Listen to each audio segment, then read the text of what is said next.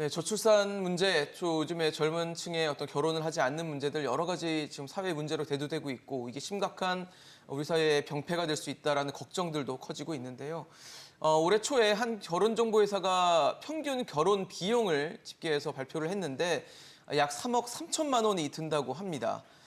3억 3천만 원 사실 뭐 20대 혹은 30대 초중반 남녀가 어떻게 보면 마련하기에는 만만치 않은 금액일 수 있을 것 같은데 장관님 어떻게 보십니까? 뭐 3억 3천을 마련하는 게 이제 평균 결혼 비용이라고 하니까 아마 네. 더 많이 쓰시는 분들도 계실 거고 좀 덜 쓰시는 분들도 계실 건데 현실적으로 봤을 때 부모 지원 없이 결혼하기가 쉽지 않겠다라는 생각이 좀 들거든요. 쉽지 않죠. 그러니까요. 쉽지 않은데 그 3억 3천 중에 아마 한 2억 정도가 그 살 집 마련하는데 드는 비용이라고 저 여기 해요. 집계를 보니까 한 2억 네. 7, 8천 정도는 집에 네네. 들어갔네요. 평균적인 지표입니다. 그러니까 집값 빼고 결혼 예식 비용이나 뭐 그 살림살이, 살림 도구 마련하는 정도는 본인들이 이제 그 학교 졸업하고 이제 취업하면서 알뜰살뜰히 모은 돈으로 감당이 되겠지만 집 문제까지는 해결하기가 힘들죠. 그러게요. 그러니까 고소득 무슨 전문 직종 맞벌이의 경우는 전세 아니더라도 비싼 월세를 내면서 주거 문제 해결할 수 있는 능력이 있을 수 있겠지만 그런 분들이 사실은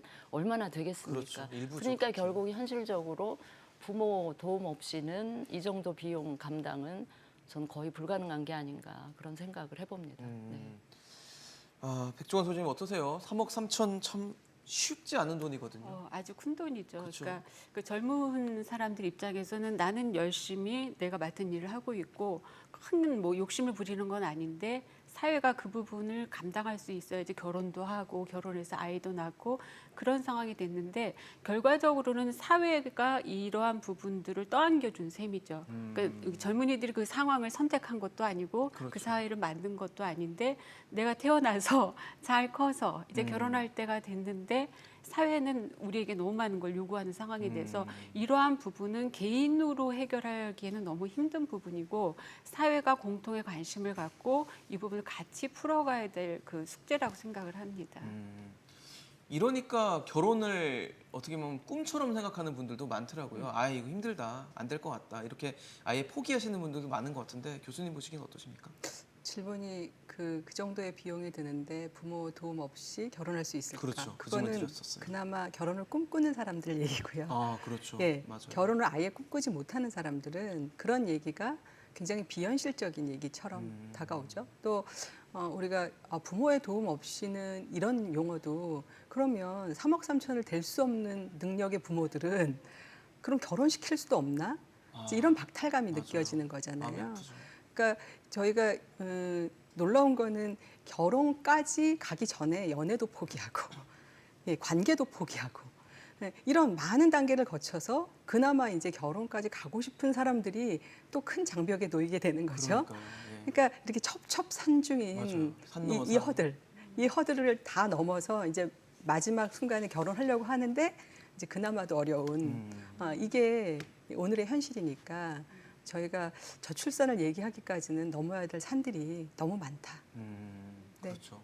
한국 사회 구조상 이제 출산을 하려면 아무래도 혼인이라는 전제가 깔려 있는 경우가 뭐 대부분이기 때문에 결혼에 대한 고민도 할 수밖에 없는 그런 상황인데 정부도 이 부분을 알고 있습니다. 그래서 저조한 혼인율을 좀 끌어올리겠다라는 목표로 이 결혼자금 지원에 대해서는 증여세 공제를 확대하는 방안도 검토하겠다라고 하는데 그렇습니다. 지금 뭐 그러니까 조부모나 부모 같은 직계 존속이 이제 자녀나 손주에게 재산을 증여할 때 자녀 1인당 한 5천만 원 상한까지 이제 공제를 해주고 이게 10년간 누계로 이제 집계가 되는 건데 이 공제 액수를 좀 늘려주겠다 그 부분을 좀 검토해 보겠다라는 게 지금 정부의 생각이거든요. 저는 근데 궁금한 게 뭐 좋습니다. 늘려주는 거 좋은데 그럼 늘려주면 결혼하냐 이거예요. 저는. 그 제 생각에도 네. 지금 제가 조금 그 거시적인 말씀을 잠깐 드리고 싶은데 예. 보시면 이제 하반기 경제정책 방향 중에 이제 저출산 대책이라고 내놓은 게 이거거든요. 그러니까요. 저는 실망스럽게 짝이 없는 지금 저출산 문제 심각성은 막 문제라고 얘기를 하면서 내놓은 정책이 이 정도 수준이다. 저는 정말 큰 걱정을 하지 않을 수가 없고요. 사실 지금까지 10여 년 넘게 거의 20년, 15년 넘게 이제 정부의 저출산 대책이라고 하는 것이 주로 출산 비용, 뭐 맞아요. 육아 비용 여기에 집중되어 있었잖아요. 그런데 더 근본적으로 지금 이제 혼인율이 점점 낮아지고 있는 상황에서는 어떻게든 젊은 이들이 결혼율을 높이고 결혼하는 연령을 조금 더 하향화할 필요가 있잖아요. 그런데 초점을 맞추는 정책으로 그러니까 기존에 해오던 출산 육아 지원 정책에 더불어서 젊은 이들 대상으로 혼인율 높이고 혼인 연령 낮추는 것과 관련된 거기에 효과가 있을 수 있다고 생각되는 모든 정책을 총망라해서 저는 하나씩 이게 이번에 내놓은 이런 것처럼 하나씩 찔끔찔끔 내놓을 게 아니고 네.